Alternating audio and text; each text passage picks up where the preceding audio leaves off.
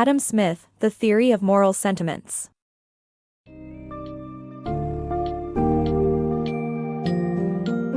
Delve into the fascinating world of human empathy and morality in Adam Smith's insightful book, The Theory of Moral Sentiments. In this summary, you will explore the nature of sympathy, empathy, and the intricate process of understanding and connecting with others' emotions. This vital text, centered on the concept of the impartial spectator as an arbiter of morality, also sheds light on the principles of justice and virtues that guide human behavior and interactions. Prepare yourself to delve into the depths of human nature and unravel the complexities of emotional experiences that define us.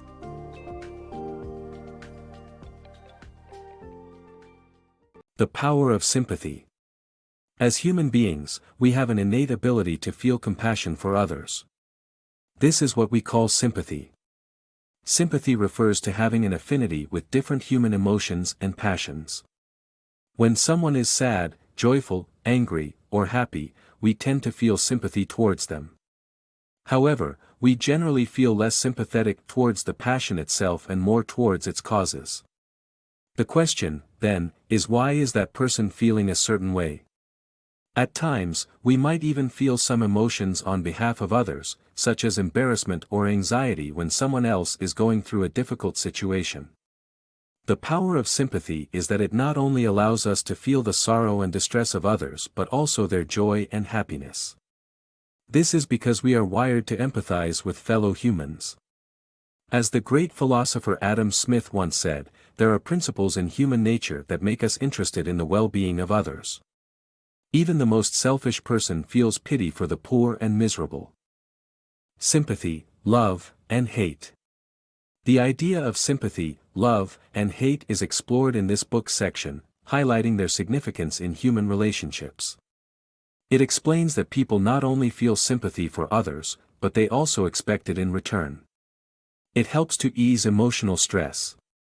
Love and hate are justified only when people express their sentiments correspondingly. People tend to judge others based on their own emotions and consider their reactions to be appropriate or inappropriate. The section emphasizes that people need others to share their sorrow much more than they need them to be part of their joy. Loving someone demands hating their enemies, but not necessarily liking their friends. Overall, the section emphasizes that these emotions are fundamental in establishing connections and that understanding them is crucial in meaningful relationships. Understanding sympathy. The expression of sentiments is critical for evoking sympathy from others. Expressing emotions that have their origins in the body is often not relatable as people do not feel them in their bodies, whereas expressing emotions that originate from the imagination, such as love or ambition, can push people to empathy. While unsocial passions like anger and hatred usually attract limited sympathy, social passions like kindness and generosity evoke unconditional sympathy. However, selfish passions, like grief and joy, tend to evoke jealousy or less sympathy, depending on their intensity. Therefore, when aiming to get others' sympathy, it's essential to strike a balance in the expression of emotions. Justice and motives. This book explores the relationship between motives and justice. It argues that the motives behind an action often determine whether it deserves reward or punishment. If a person performs a good deed, but for the wrong reasons, it does not necessarily warrant praise. Similarly, if someone is harmed, but the perpetrator had justifiable motives, the victim's desire for revenge may be ignored. The author compares the rules of justice to those of grammar and asserts that justice is an exact virtue that cannot be left to individual interpretation.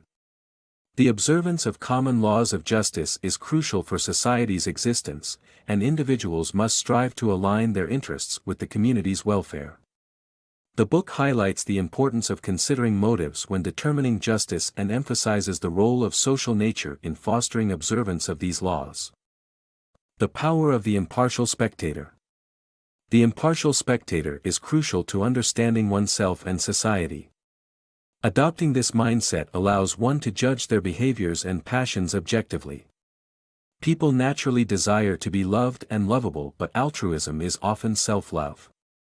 It's in one's best interest to place society's concerns above their own. However, the further removed that interest is from one's perspective, the more indifferent the impartial spectator becomes. It's absurd to expect people to care for all of humanity, but the impartial spectator plays an essential role in international relations and politics. Change of perspective and listening to the impartial spectator's counsel can prevent needless agony and bloodshed. The beauty of utility. In The Wealth of Nations, the author argues that beauty is derived from utility. People seek convenience and cultivate the earth to achieve it. When wealth is maximized, excess is distributed to those who produce desired conveniences and luxuries. The invisible hand of the market not only provides for everyone's needs but promotes technological advancement and prosperity. The division of the earth among a few does not abandon those left out, since they also enjoy their share of what it produces. The result is a better outcome than equal distribution of the earth's riches. Questioning customs. The influence of customs on morality is a delicate topic. Even civilized societies, such as ancient Athens, once condoned practices like infanticide. However, no excuse, no matter how long-standing, can justify inherently atrocious acts. Similarly, national prejudice and patriotism have been used to justify unjust means of harming others. Loving one's country does not necessarily mean loving humanity, often leading to inconsistent actions. While it is reasonable to monitor a neighboring country's military, envy over internal progress is unnecessary. Nations should learn from and emulate each other. Virtue in personal and societal behaviors. Self-gratification and societal acceptance are integral to virtuous personal behavior, while justice and charity are essential for societal well-being. Retribution is allowed only for crimes, as natural law commands. However, there is a risk of applying double standards, leading to wrongful praises or punishment. Prudence, justice, charity, and self-command are crucial virtues, guided by the inner voice, the impartial spectator, to steer individuals towards virtuous behavior.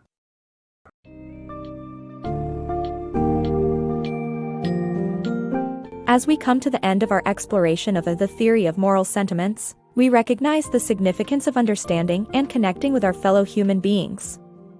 Through Adam Smith's vivid illustrations, we have seen how emotions and moral compasses are shaped by an impartial spectator, the guiding force behind our morality and virtues.